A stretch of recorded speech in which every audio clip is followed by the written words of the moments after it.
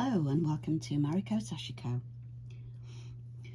I'm going to teach you the basic stitch for Sashiko. Many people don't know that there are different kinds. This particular one on the table here is Moyazashi. I like this in particular because I like to make quilts and I find this the most suitable one for doing that.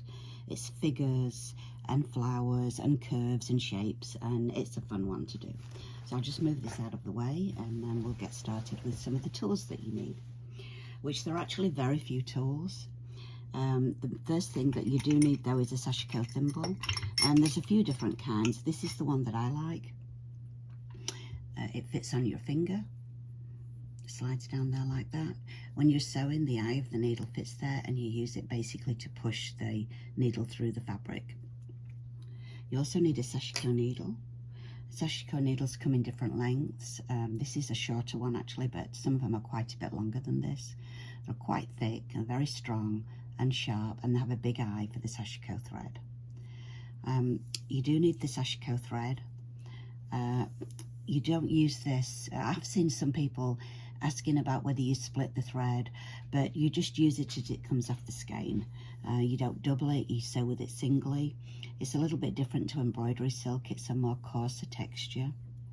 The fabric that you need is traditionally 100%, either 100% cotton or a cotton linen mix. This one that I'm going to use is 100% cotton. So before I start here, I'm just going to draw a line on here. I like to use a ceramic pencil like this.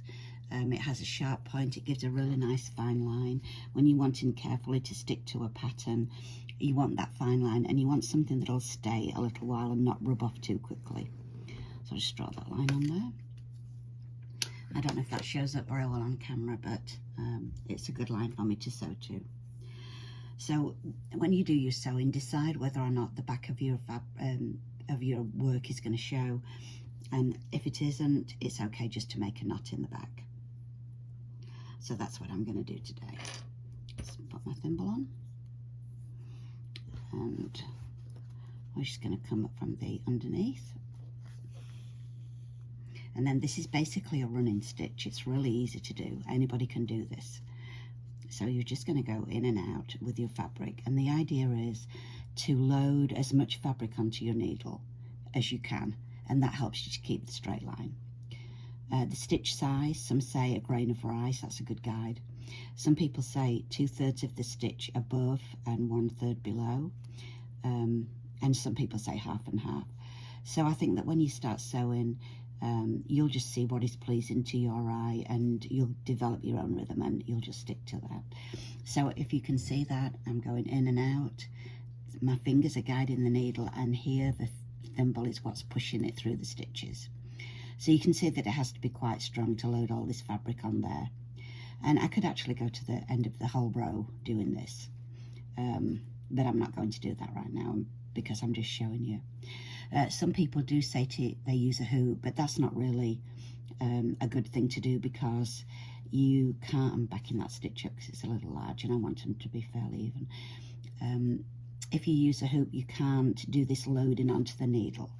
And if you don't sew in this way, you know, if you do one stitch at a time, more like a traditional stitch we would do here, it's not that that's wrong, it's just that it's more difficult to achieve what you want because you don't really get a good straight line. You get like a jagged teeth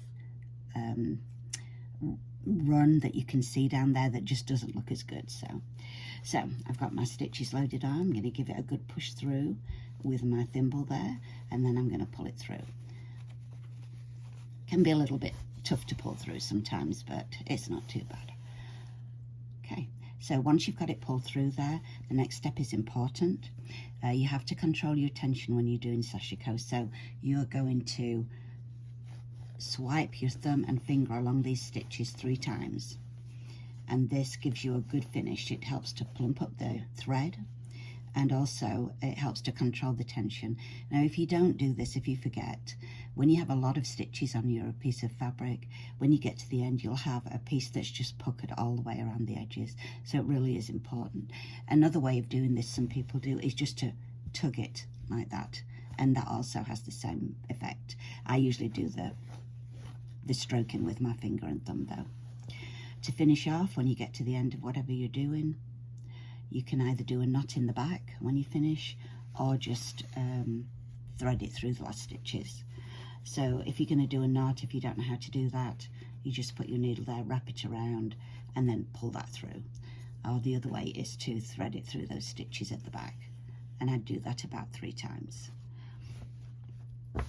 So pretty easy, anybody can do that, and it's a whole lot of fun. So we just put that to one side. There are a few tips that you need to know about. Well, I guess I should just say before I do that, if you're going to try this, I would suggest you start on something really simple. So like, for example, a coffee mug mat. So on this one, I've just done a really simple drawing and then done the sashiko and put a little bit of batting in the middle, sewn it together, very simple and quick to do, and it's a really good practice. There's another one. I haven't even folded the edges in on this one. I've just used some pinking shears and gone around the edge with it.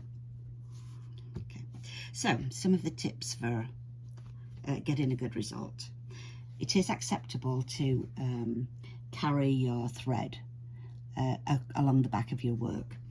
If you do that, you have to again think about the tension, and so this is what the front looks like. Your pattern might be here and you have to carry it to the next part. So on the back you want to leave quite a loose thread, and then any shrinkage or anything that happens later, it doesn't make it pucker up.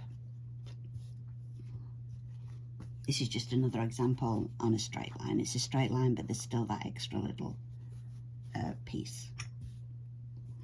Now, sometimes people just do straight lines for sashiko. They don't even do a pattern, and it looks really good when you do that. But if you do it, you're going to do your straight lines on the back at the end of every row. Again, you're going to have the little curve, and you'll just continually do that all the way through. Now, if you're doing something like a flower or a star, where you have a lot of threads coming together in the middle, you always want to leave the center open. It's traditionally done that way, and it just looks better. So this is the example of what it would look like if you've done it correctly. And I think you can see on this example where the stitches are crossed over in the middle just to demonstrate, and it just doesn't look as good. It's not as effective. It doesn't look as nice. So this is right, this is wrong. And another thing you have to be really careful about is corners. If you were doing a corner of a square or a petal or a leaf, at the point you want your needle to actually go into the corner or the point. If you don't do that, you won't have a defined corner. So you can see there, let me move that out of the way. I haven't gone in, and so the result is this like diagonal looking corner. And when you've finished your work, it just won't look as good. So that's wrong, and that one's right.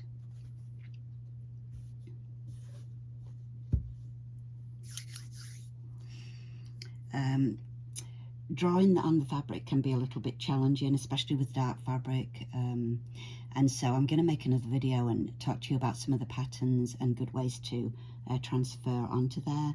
But for today, you can get started just practicing, making some little samples, seeing if you like it. If you make something and want to show it at the end or have any questions, just comment below. And thanks for watching. Bye.